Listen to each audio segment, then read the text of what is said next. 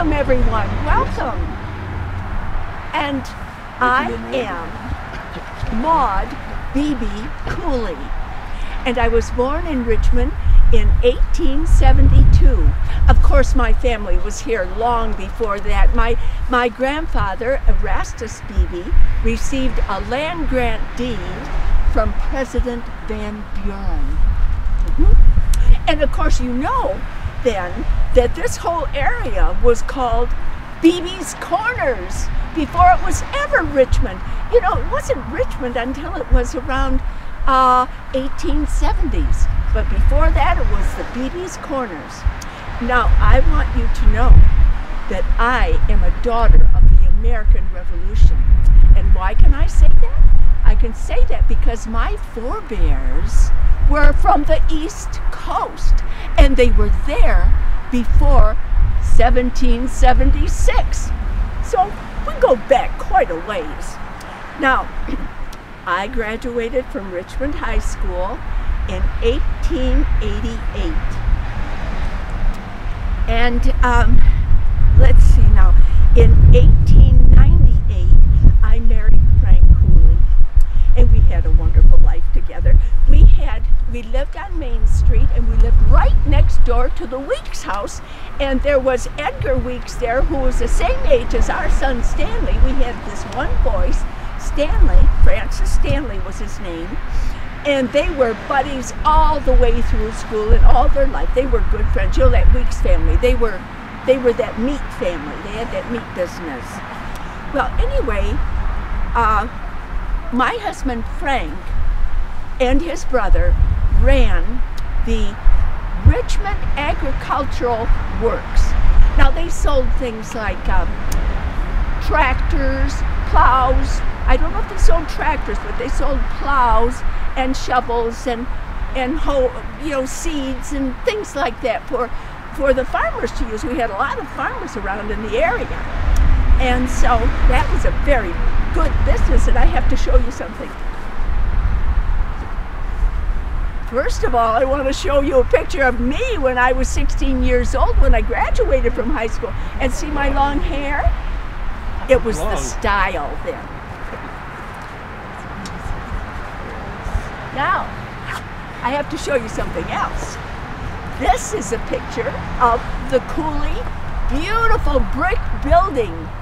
And you know what? It's still standing on Main Street. I think it became the Parker Plow or something like that, but this was our building, and that's where we sold all those things for the farmers. Well, you know, Frank and I had a wonderful 19 years, and then, sadly, he passed away. Oh dear, oh dear. Thank you so much. Oh my gosh. Oh, and I really need these things too. I want to thank you. Wow. If you just excuse me a minute, because I have to. Well, the next thing I'm going to talk about is after Frank passed away, you know, I became very busy in town. I was very busy with the Eastern Star. And I was a matron in the Eastern Star, and I fulfilled all the points of the star. So that made me a matron, a worthy matron. Then, though, what I want to talk about is the fact that I was from 1925 to 1949, I was the manager of the Majestic Theater. And I'll look for a picture. I hope it's here somewhere. Oh dear, oh dear. Yep, here we go. Here's a picture of the Majestic Theater. I'm sorry, it's not a really good one, but this is the marquee, you know. And I think the show that was on when this was taken was Strike at Dawn with Paul Muni and Lillian Gish. Right there. And look at our little, see, there's our building down down Main Street. That's our brick building down there, so that gives you an idea where we were. Oh, thank you. That is being helpful. I have them numbered 1, 2, 3, 4. So, now, when we were at the theater, I want to show you. Just if you could hold these, just for a minute. Just for a minute. Look at this. This was one of the reels that we had up in the projection booth. And look how wide the film is. Isn't that something? So can you imagine a reel this big? What we used it. Now I have to tell you something. I had a reputation, and I was very proud of that reputation. You know, I believe that children should learn to always tell the truth and learn to follow directions and orders and rules. They needed to do that. So I was very fussy about that. And here's how it goes. When we were at the theater and the children would come in and pay to go to the show, and we had our tickets. I had them somewhere, but they blew away. Anyway, if up to 11 years old, they could go to the theater for 15 cents. Well, we started at 10 and then we went to 15 cents. Then when they turned 12, they had to pay the adult price, which was 25 cents. Well, you know, sometimes those children would come in and pretend they were still 11. Well, I knew better because, you know, I knew almost everybody in town and when their birth date was.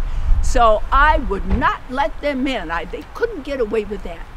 And, you know, there was one young boy that walked 3 miles into town with his 15 cents in his pocket. And he got to the theater and he expected me to let him in. I knew that he was 12 years old. He already had his birthday. And I would not let him in. No, sir. He had to learn his lesson. And that's what I did. Well, of course, now when I think about it, I maybe should have let him in just once. But you do it once and you have to do it for everybody. So I wasn't going to do that. But I want you to know that's a true story.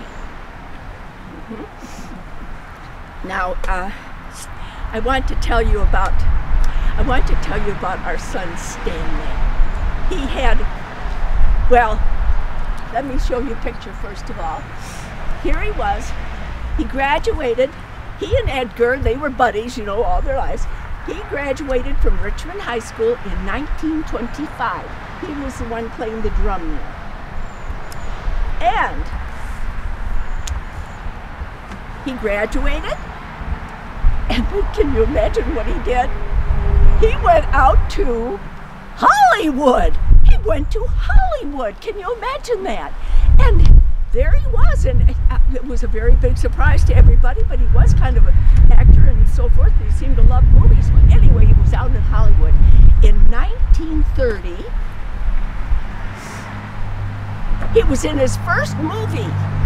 And so the Richmond Review printed up these things and spread them all around town. And it says, you know, the young man you all know will appear in his first picture. And so he was with Lenore Ulrich in South Sea Rose. And it was, let's see now, I think I had another little thing here. I just want to read this to you because this was written in 1930 and we said things a little different, you know, back then. Stanley Cooley this was in the newspaper. Stanley Cooley to be seen in pictures. Readers of the old home paper will rejoice to read that Stanley Cooley, who went to the coast some months ago, will be seen here Sunday and Monday in the theater managed by his mother, that was me, and the homeboy, who is the best natural actor the village has ever claimed, appears in the South Sea Rose, in which Lenore Ulrich is the star. It is a fine picture, and all of us who can are going to see it and spat our hands aplenty as Stan comes before our gaze. I thought that was cute, the way they said that at the end. Okay. Well, you know, Stan worked for Paramount Studios, and he worked on pictures like California with Bing Crosby, and Joan Fontaine. And then when 1949 came around, he was the vice president of Horner Cooley Productions. And their first production was Strange Deception. And guess who was the star? The star was Bela Lugosi. Oh, it was so exciting. And when, of course, we showed it at the Majestic. And when people came in, we gave them cardboard glasses to wear. And then the lenses were red and green. And when you looked at the movie, you know, it was three-dimensional. So that was a very new thing and quite exciting for everyone. The other thing that Stanley got into was documentaries. Now that was sort of a new thing, educational films. And he took a 4,000-mile trip to Mexico in a 10-year-old Volkswagen bus and went all around Mexico interviewing people and showing how they lived and what their houses looked like and what their towns were, and all of that. And you know what? Then he brought it up to Richmond, and we showed it right at the Majestic, and Stanley came up and introduced it to everybody, and it was a wonderful thing. He did have a wonderful career in Hollywood. Well, then in 1949 they closed the Majestic. And so maybe some of you remember that are sitting here today. And I then went out to live with Stanley and his wife in California, and it was wonderful out there. I loved it out there. And then when I was 82 years old, I passed away, and it was in 1952, and they brought me right back here to Richmond, to the First Congregational Church. And Pastor Warren was the minister, and he gave a very nice sermon for me. So that was very nice. And then as years passed, you know what happened? Well, the First Congregational Church, you know, that's one block off of Main Street by the Methodist Church there, turned into the Richmond Community Theater. Well, I thought that was just wonderful. Thanks for dropping by. I made some notes after I wrote the story. The Schwartz got 6 lots in here. The fire headstone down there, the small one. Fred's mother remarried a bellhorn. They had a kid, William. So I'm 90% sure that's William, Fred Schwartz's stepbrother down there. This here is just a field stone. None of them seem to know anything about it, but somebody engraved father and mother in the front of it. Who did it? I have no idea. Oh, that was my little add-ons there. So now we'll start the story. Somebody say howdy to me. Howdy. Well, howdy right back to you. I'm Warren Schwartz, the great-grandson of Fred and Wilhelmina Kate Schwartz. I was supposed to be Fred, but I decided to have a heart attack. I'm still here, so I'm going to do some introducing. First, my cousin Wilhelmina. Hi, I'm Charlene Hawes, the great-granddaughter of Fred and Wilhelmina, and I will be playing the part of Wilhelmina. And second, I want to introduce my daughter, Fred. Hi, I'm Carrie Ann Schwartz, and I am the great-great-granddaughter of Fred and Wilhelmina, and I will be playing the part of Fred. And then we get the story started. Fred's going to kind of tell a family story going back to Fred's mother and dad. So, this is written by Warren Schwartz, told by Fred, through me, Carrie Ann Schwartz. I'm going back one generation to my father and mother, Christian Schwartz and Carolyn Burke Schwartz. Both came over from Mecklenburg, Germany. Dad Christian died in 1859. Mom Carolyn remarried. I had 3 brothers. My oldest brother, Henry Schwartz, died at the age of 6 or 7 from smallpox, the epidemic of 1863-1864. John Schwartz, my oldest living brother, joined the Civil War. He was in Company C-14, Michigan Volunteers, on December 25th, 1861. He was captured at Dry Creek, Tennessee on the night of September 22nd of 1863. While on the picket duty, he was taken to Richmond prison, exchanged from there to Danville, and then to Anderson in the early part of 1864. After that, my brother John was never heard from again. Joseph Schwark enlisted in Company F 22nd Michigan Volunteers in July of 1862 at the age of 16 years old. Wounded in the Battle of Chickamauga of Snag Glass Heights on September 20th, my brother died of his wounds on the 28th of September 1863 in Chattanooga, Tennessee. Myself, Fred Schwark, the youngest of the 4 sons of Christian and Caroline, went to school in New Baltimore, Michigan. Okay, page 2. Putting this all together, I just come into an interesting thing. The Raleigh-Schwark thing. That was approximately 144 years ago. Our great-grandfather Fred worked for Christine Raleigh's great-grandfather on his farm in Lenox Township in approximately 1875. There we'll tell the story that Fred wrote. I hired out to Mr. James Monroe Rowley to work on his farm at the sum of $16 per month and $10 per month for 4 months in the winter. The next year, he paid me $18 per month. There were good people to work for and good and plenty to eat.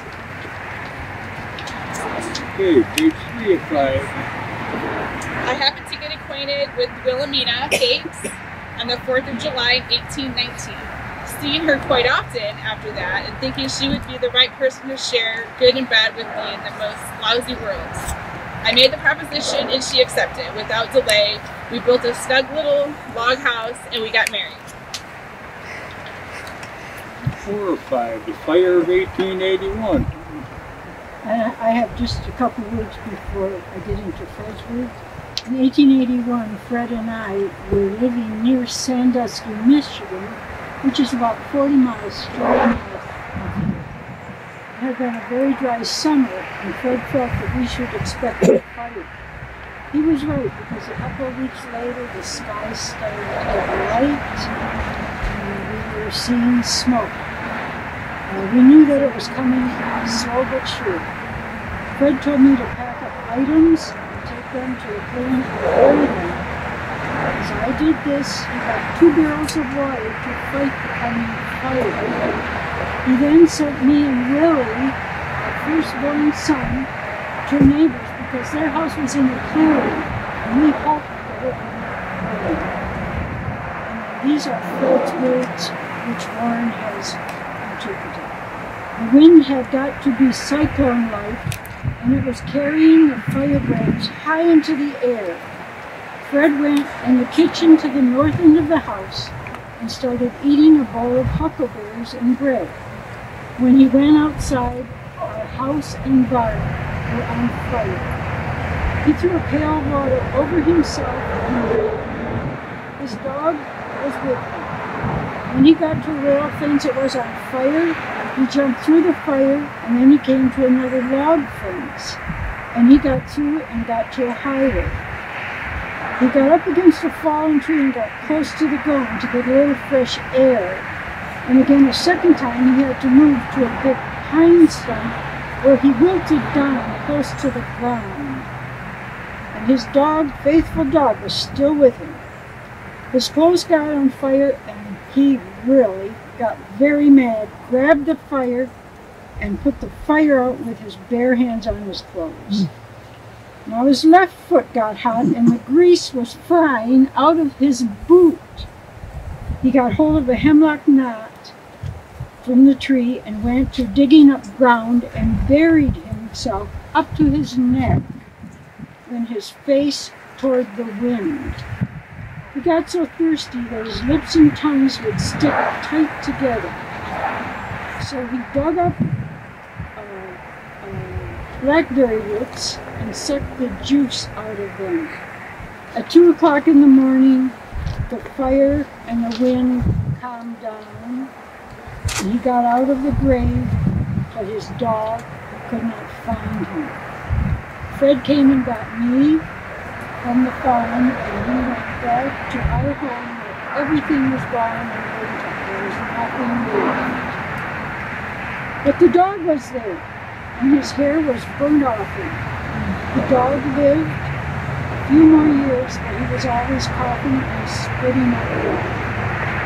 What the dog went through, Fred and I will never know.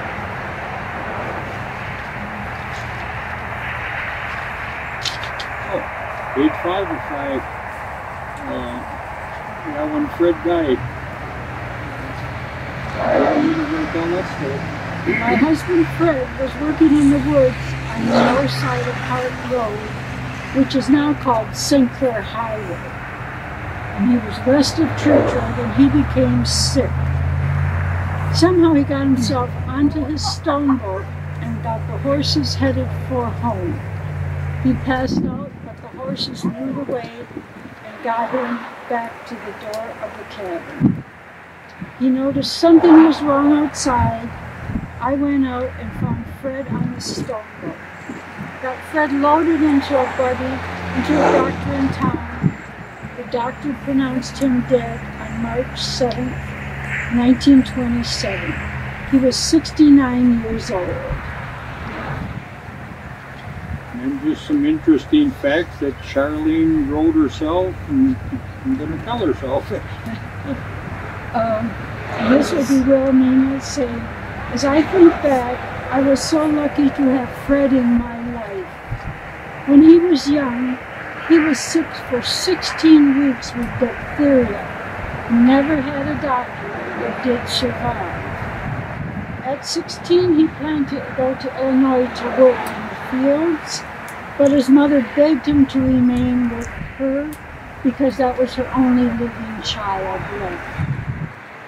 Another time, while working to drive logs down the river in the spring, he got caught up in a log jam and got underneath, and as he said, got nearly done up for the rest of his life.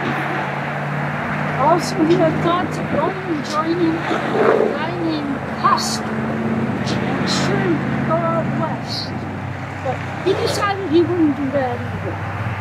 I guess he was escaping these and probably many other things so he could meet me and marry me, have 6 children, and enjoy life in Richmond.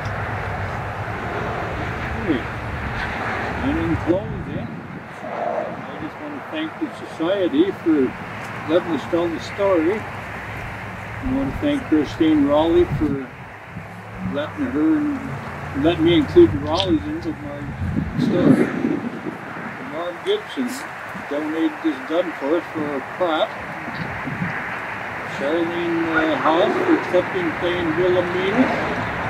Gary Short for accepting playing Fred. And, and all of you for coming out and hearing our story. Any questions or answers? I have a little bit of Richmond, of his life in Richmond that could I add to that? Yeah, you can add that now. Okay. A little bit of Fred and my story. After the fire in Sandusky, we returned immediately to Richmond because so many dear friends there died in the fire. He made money buying and shipping and selling washing machines. He was the highway commissioner and he laid out and graded Gleason Street in Richmond. Even with family me, he still loved to hunt and fish. He ran a skimming station, and in 1904 he traded Bay County claim for a store and saloon in East Lennox, which is now Mutton.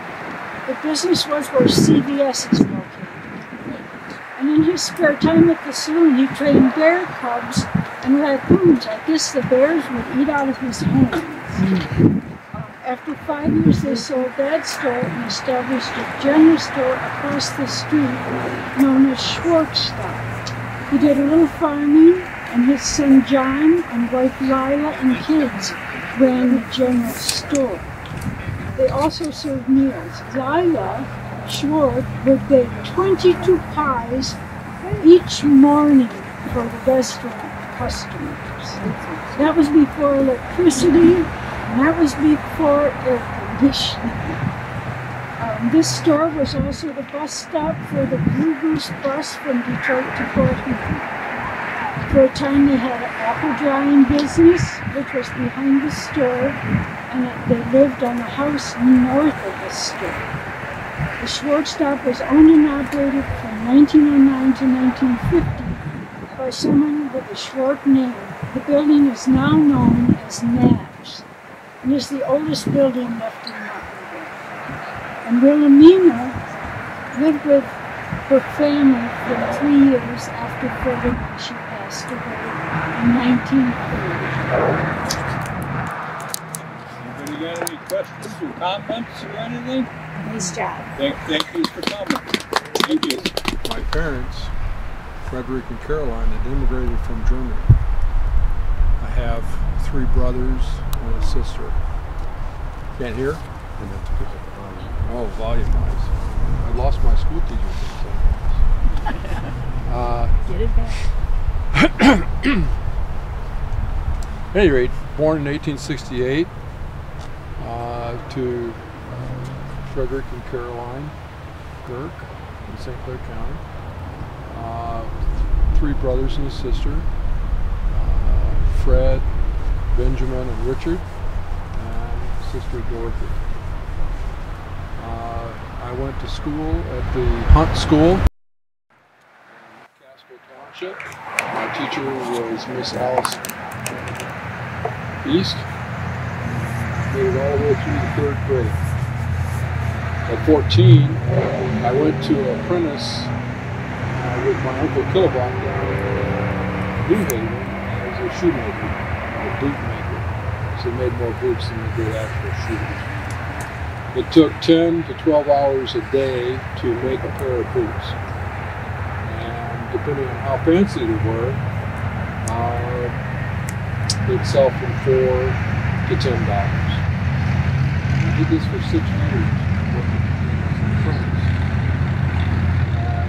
When we weren't making boots, we were repairing the boots and shoes. All boot making and shoe making was custom. In other words, we didn't put an inventory on a shelf someplace for people to come in and try them on. We measured their feet and then made them to fit. At the end of the 6 years, when I was 20 years old, I took $35 that I had and I invested in a set of shoemaker tools and some leather and set up a shop in Armada. And I was there for a couple of years, sold that business and moved to Richmond, where I set up another shoe store. That shoe store was located in the Helen Morris block towards the north end of it, almost directly across from the commercial house. About a year after I moved in there, I married Martha, and we stayed in an apartment above the store, which was common for a lot of businessmen in that time. You would have your business down on the 1st floor, and then you would sleep on the 2nd floor. You would have your home on the 2nd floor. I was there for about 8 years, and I gradually got out of the business of making boots and shoes, and was selling manufactured shoes. Of course, we still did shoe repair, and at the end of that, after about 8 years, sold the business to Ira Reeds and went to and set up a shoe store in Rochester. And Martha and I made a successful business there. And then we sold it and moved to a 260-acre farm near Sandusky. And we built a new farmhouse and a new barn and took up farming for a little while. not really being that interested in farming, we sold it, made more profit, always making profit every time we moved from one place to the next, and moved back to Richmond and set up another shoe store. This shoe store was located on the southeast corner of Gleason and Main Street. Okay, and again, we lived above it. While we were there, I looked towards the west, towards the railroad tracks. There was an apple orchard there along Main Street. It was part of the Gleason estate. And I figured out that probably would be a good place to put a business establishment in, a business block. And I had the Burke block built. A lot of people thought I was sort of crazy to do that because I didn't think there'd be enough business. And I went ahead and did it. I had a wood lot outside of town that we cut timber off of. We used to make lumber to help construct the building, so that helped cut some of the costs. It's a two-story structure, brick exterior. The ground floor is for businesses, has a basement in it for storage of inventory, and on the second floor there were apartments, and we lived in one of the apartments. We also set up a piano store on the second floor. Many people thought that was sort of weird to do that, but we had a freight elevator in the back to be able to get the pianos up and down from there. On the first floor, on the east end, we had our shoemaking business, our shoe store. And then going towards the tracks, the biggest part of the building was a department store that was Niedermeyer's. Then there was a drugstore, and then a hardware store. And that was where we were living. While there, I belonged to the Lennox Businessmen's Association, and the state, or actually the Railroad Commission, wanted to change the name of the depot from Lennox to Richmond Depot. This was in 1911, and the association protested this and gathered something like 600 signatures to protest that change, and I was put in charge of helping to put together a delegation to go talk to the Railroad Commission in Lansing. Didn't work. We got renamed to the Richmond Depot. I had an interest in music, and in 1895 I actually was one of the people running the Richmond Cornet Band. We had it was incorporated, and we had officers, and I was a director and leader in that. Times changed. When we first set up the block, there were a lot of people came into town with horse and buggy, dirt street. As time went on, more and more cars. By 1919, I removed the hitching rails alongside the building so that cars could park there more readily. And Martha here will talk to you a little bit about our family. Do I need to move up a little closer, or can you hear me? Okay. I'm Martha Malvern. I was born in Casco. My parents came from Prussia. I was in a family of 7 children, and I went through the 4th grade and then spent time learning the fine arts of being ready to set up housekeeping. William and I married in 1892 in the Evangelical Church, and we were married by Reverend Hagen. My sister Gusta was one of our attendants. In the first years of our marriage, I kind of felt like a gypsy. As William explained to me, we seemed to be everywhere.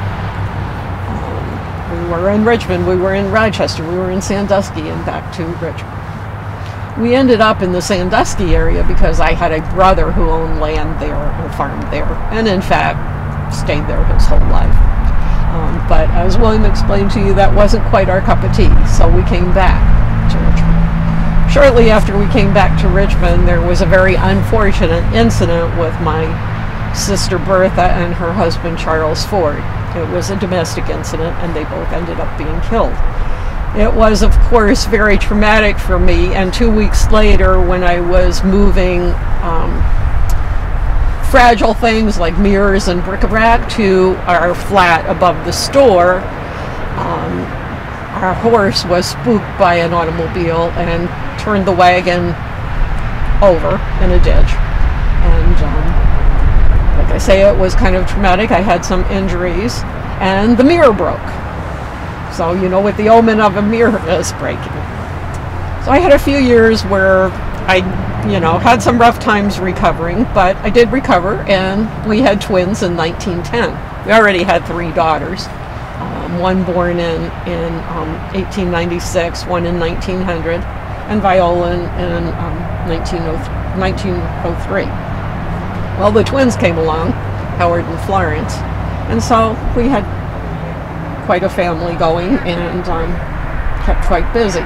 Then the tragedy within that 7-year period hit, and Viola was playing with one of her friends, and they kind of butted heads, and accidentally Viola developed an abscess, and a week later passed away. This is her stone right here. So that was sad for us. Prior to Viola's passing, she had a short time where she played with the ladies band, which William started. Ladies band was kind of unique.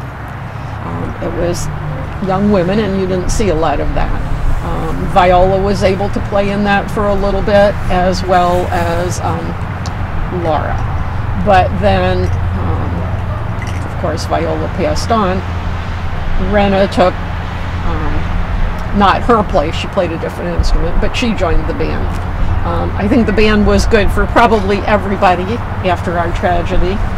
The band was very active, played at church functions, school functions, played at the bandstand downtown in the central business district, and in general was kept pretty busy doing things. And so that was kind of our year in the teens. The girls grew up. Rena and Laura, they both married. Laura married Ed Dittman, and she moved to Grosse Pointe area. Rena married Mr. Lelker, who was a Michigan State policeman, and they moved to the other side of the state. Howard and Florence always remained in the Richmond area. Howard helped his dad in the shoe store immensely, and as his dad became sick, he took over more of that. Florence also helped in the shoe store, as did I, but Florence was also looked out after Mom, which I appreciated. During the ensuing years, I was even back then, I was active in various organizations, Ladies Aid, the church groups, a bridge club, that kind of thing. Did entertaining for the ladies band, and I continued to do that. Unfortunately, William passed away in 1941 of cancer. He had been ill for 2 years, but was really extremely ill the last 2 months. As I told you, Howard managed the shoe store and continued to do so. And an interesting note regarding the ladies band was the first Good Old Days, which was in 1964. Harold Weller drove the car that had some of the original members of the ladies band in it, and I rode with them. I never actually played an instrument, but I was the hostess for the band. So in 1964, at the age of being in my early 90s, I rode in the parade. I passed away in 1968 and lived the whole time in the flat and the Burke block. Thank you. So, hope we did a good job. Thank you. Good day, everyone. I'm Jessie Burrows. I've been granted some time today above ground, and I've been asked by the Richmond Area Historic and Genealogical Society to review my life and my work with you. To accomplish this in a reasonable period of time, I thought we needed some perspective, a yardstick with which to gauge my life. So I've arranged a demonstration. I was a band director, so I'm going to ask you to just be seated, observe the demonstration, and think of the characteristics that the demonstration reveals.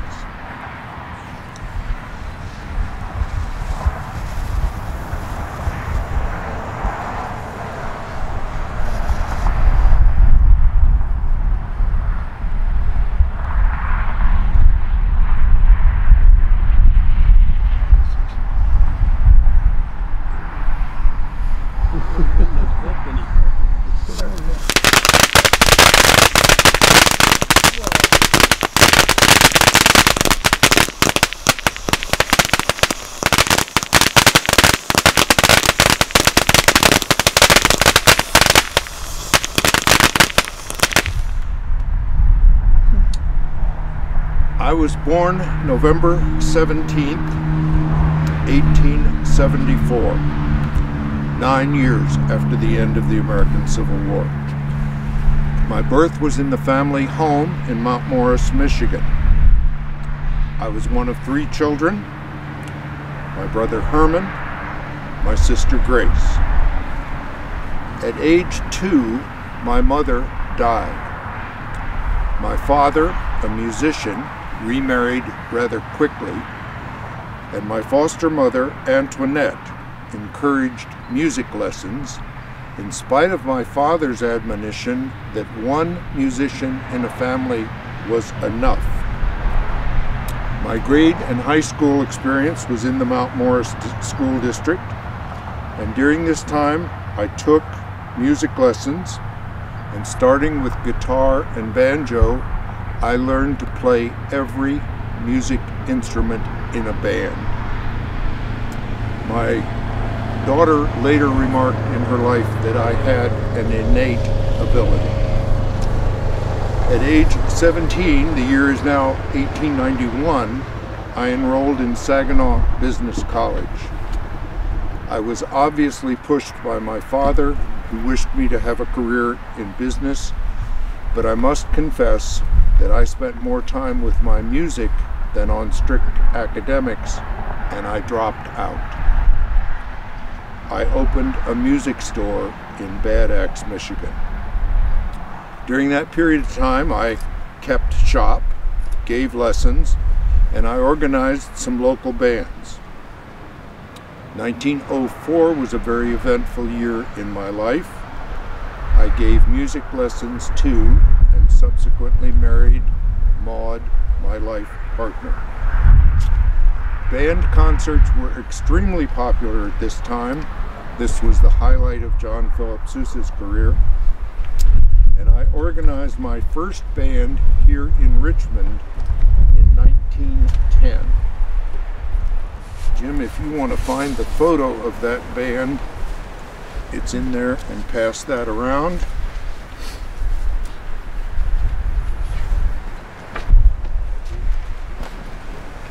We often warmed up for concerts in front of the Macomb County Savings Bank before the actual concert, which was usually delivered in the band shell, which is where the dentist's office on Main Street, former post office, is located. Legend has it that we created major traffic jams on Main Street.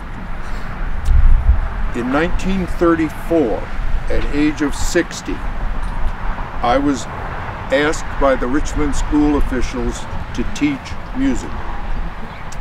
I had no college degree, no certification, no endorsement of any kind, but the University of Michigan had a remediation program. I attended that program. The program consisted of auditions with various musical instruments and written exams. In less than a week, I was back in Richmond with an endorsement and certification, and I began my formal academic teaching career. I first taught in New Baltimore, New Haven, Memphis, and Richmond. Subsequently, I dropped Memphis and New Baltimore and taught in New Haven and Richmond until my retirement in the year 1954 at age 8. I fathered 2 children, and I'm inordinately proud of both. My daughter, a school teacher, becoming a school principal, and my son, an ophthalmologist. Both teachers, neither musicians. I died on Christmas Eve in the year 1962 at age 88 in my home on Ridge in Richmond. I composed music.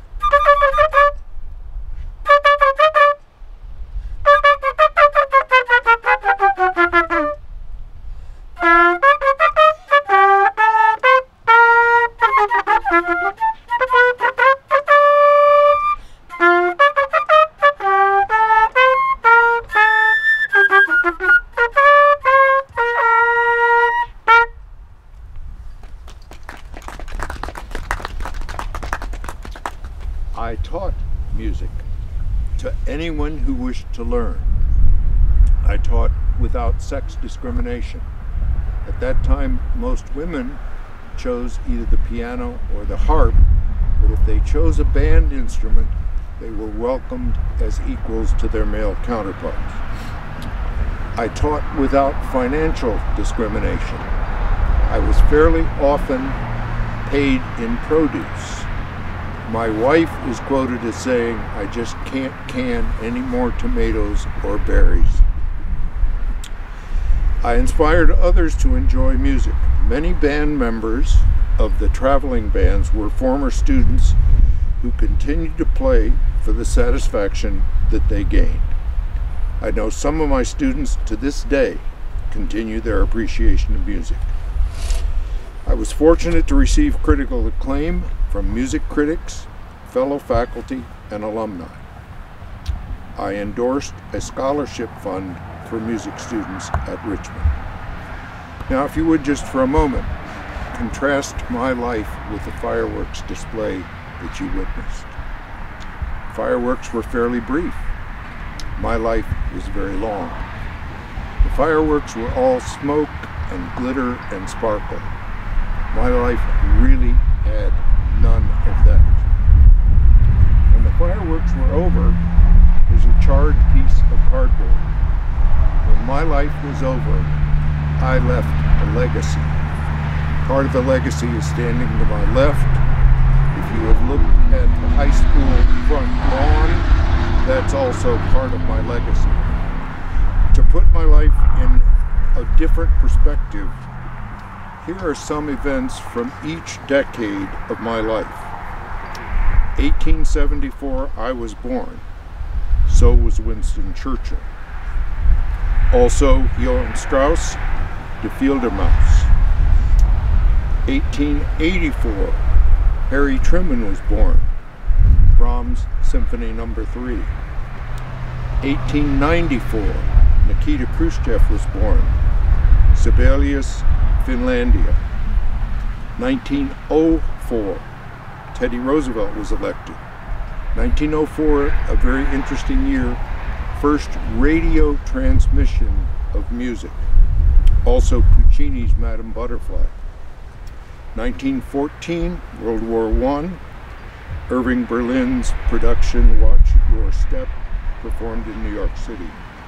1924, Calvin Coolidge was president. George Gershwin's Lady Be Good. 1934, Hitler became the Führer in Germany. Cole Porter, Anything Goes. 1944, D-Day landings. One of my very favorites, Aaron Copland, Appalachian Spring, which won the Pulitzer Prize for music. Popular songs at that time, Don't Fence Me In, Swinging on a Star, Accentuate the Positive. 1954, the Army-McCarthy hearings, Mr. Sandman, 3 Coins in a Fountain, and Hey There. I'm going to step out of character for just a minute. First of all, I wish to thank the Richmond High School Band for allowing 2 of their members to play for us today, Emma Milbrand and Samantha Gall. Thank you both. I'm afflicted with a disease called hero worship. This is the 3rd person I've been able to reenact. A family doctor, obviously a hero in my judgment. A Civil War veteran, obviously a hero. A dedicated public school teacher, obviously a hero. I'm grateful to the Richmond Area Historic and Genealogic Society, or RAGS, for the opportunity to present. We are perpetually in a membership drive. If any of you have any interest in obtaining membership, there are forms in the chapel. Again, I appreciate your attention. Thank you.